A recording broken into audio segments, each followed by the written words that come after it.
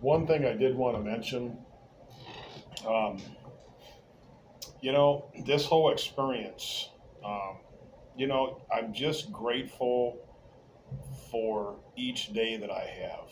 It really doesn't even matter at this point what I go through, the difficulties I have, because something? What do I got to worry about? My best friend just told me, you ain't got nothing to worry about, Brian. You're living the American dream. You ain't got to worry about house payments, kids' braces, child support. I don't have no kids, no nagging wife. All these things. I can do what I want. I can go where I want and just start fresh, man. Okay. Is it difficult? Yeah, it is. It's kind of difficult because there's really no home base at this point. Okay. Would I like to have one? Yeah, depending on where the home base is at. I've been through a few things. I've stayed in a few places for a few months. I did some work. Um, I try to live kind of like off the books, off the grid type shit. I don't really want to be in these apartment complexes. I'd rather just do cheap motels when I'm able to do some work for the motels, defray the stay cost, and maybe pay a little bit towards the end if I stay longer.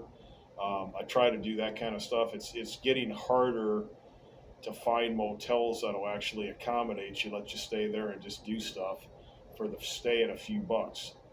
They're having tough times. A lot of motels, or a lot of them are going out of business. A lot of them are just fixing them up and selling them, getting out of it because of the costs are so high. Same with a lot of people that own homes. They're just, they're trying to fix these freaking half-ass houses up, get as much as they can get, little profit, get the hell on, figure something else out. A lot of people are shuffling all over the damn place, to and fro, trying to find the right area, the right people. Frickin' people are crazy. They are off their frickin' rocker. Anywhere you go, if there's bars around, the stress, the work. If you're a bar owner, you're gonna have bars that are packed full. People are gonna be in there getting drunk off their ass. Me, I don't want to do that. I've did that a few times. I don't want to do that, man. It's a waste of money. You get up in the morning, you feel like crap. Um, it's all about being strong now, eating, sleeping, taking care of yourself, and watching where the hell you go, where you've been, where you going, your surroundings, the whole nine yards. It's just getting like that. You really have to watch everything you frickin' do, because if you don't, you're going to run into some major problems. That's just how it is, man. It's tight. Anyway, so um, here a while back, I had tried a few different locations.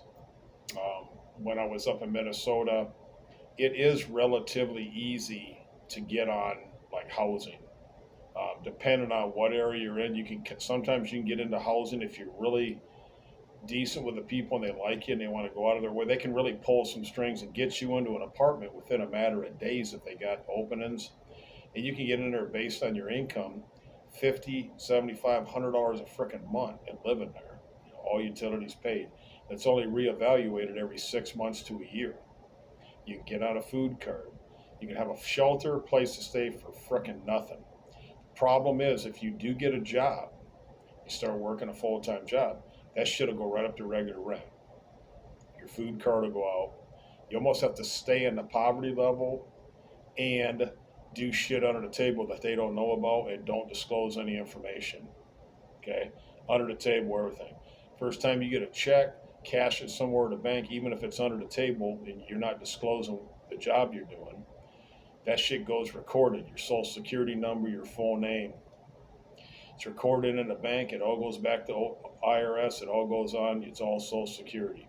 It's all recorded. All they have to do is look on that. Bam, they see you made money under the table. Then you ain't getting nothing. They will cut your ass off. They did it to numerous people. I've had it happen to me a couple times.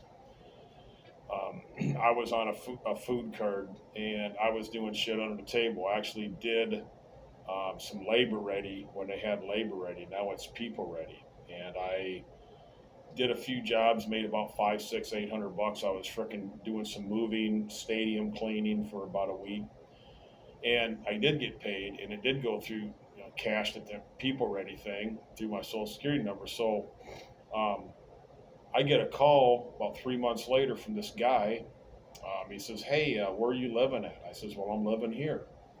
He says, "Well, you didn't give a change of address. Plus, I see you've made. How do you know that?" All he has to do is look at my social security number, see where I paid in or where they took out.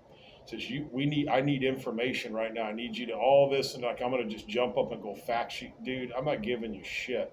Well, he cut my card off within 2 hours. Like my card was inactive. I took it out, took a lighter to it. Screw it. Yeah, that's how they are. There's no continuum of care. They can tell you, oh, you can make up to $2,000. Then you start making money, they'll cut your freaking food card down to 30, $40 a freaking month. Think I'm bullshitting? I'm not. Um, a lot of these places they have waiting lists forever and ever, forever and freaking ever. Okay, literally forever for things. So yeah, it is. It's something else, guys. I'm telling you right now. It's just no damn joke. It's the same shit all the time. Never frickin' ends. So you just got to take one day at a time. Do the best you can.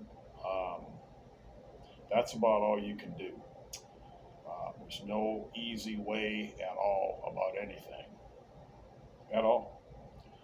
And you know, I'm just to the point where it's like I'm just going to continue doing what I'm doing. It's best just being mobile.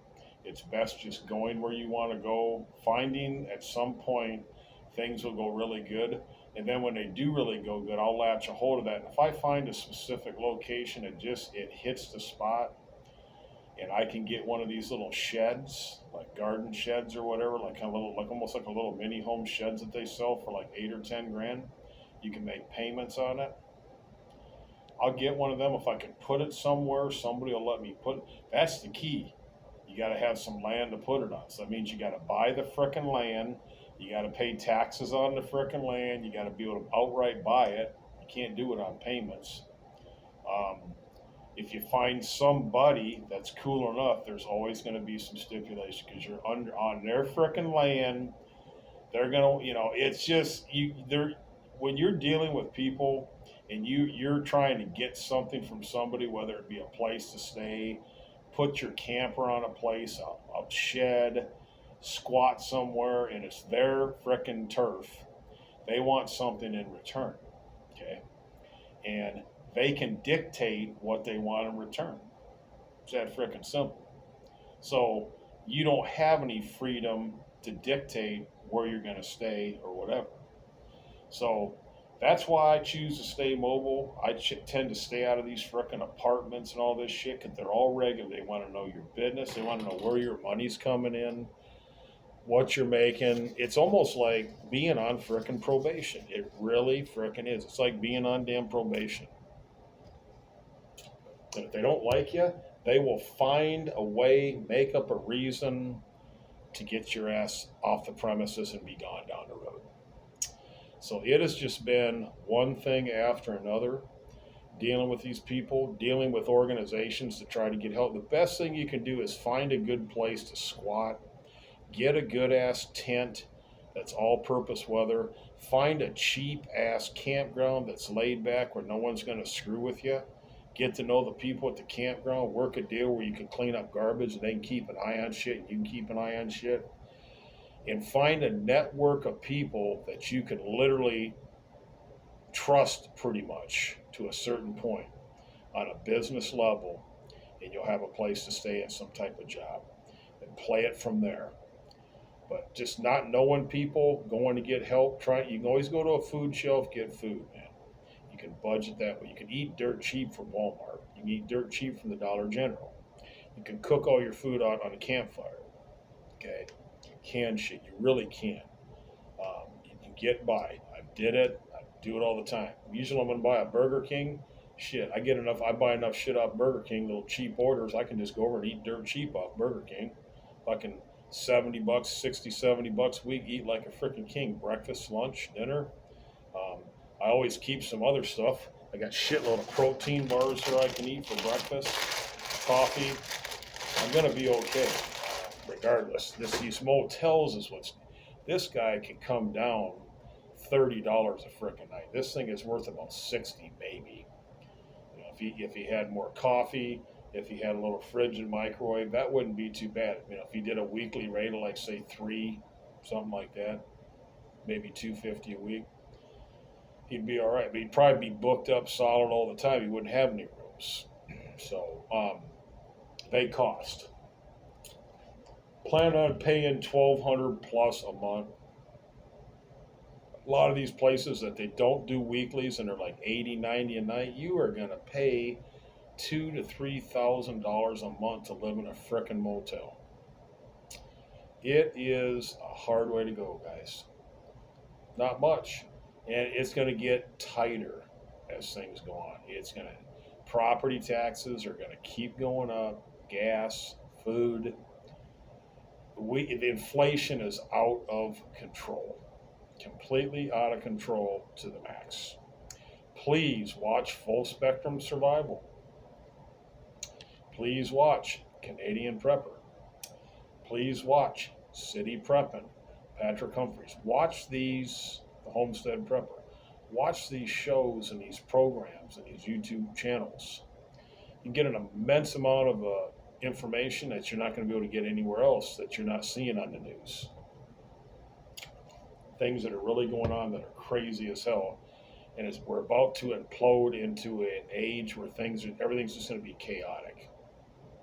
And I'm really worried about some nuclear shit. I think that can happen very easily. So anyway, I'm going to let you folks go in this video here. That phone fell down there while I was doing the video, as you can see.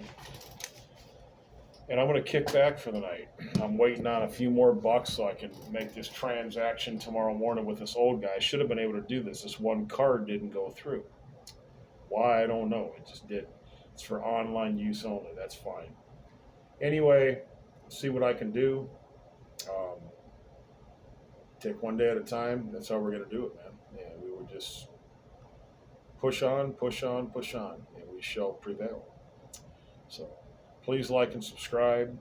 I deleted my Venmo app. I'm not doing Venmo anymore. They mysteriously froze my frickin' account. I don't know why they did. So any folks that would love to help donate any amount from $1 to $10, whatever you want, Cash App, PayPal, I'm on there. It's on my About on my channel. Thank you folks for your views. There'll be more views as I go along. More channels, more videos. Thanks for your subscriptions. Thank you.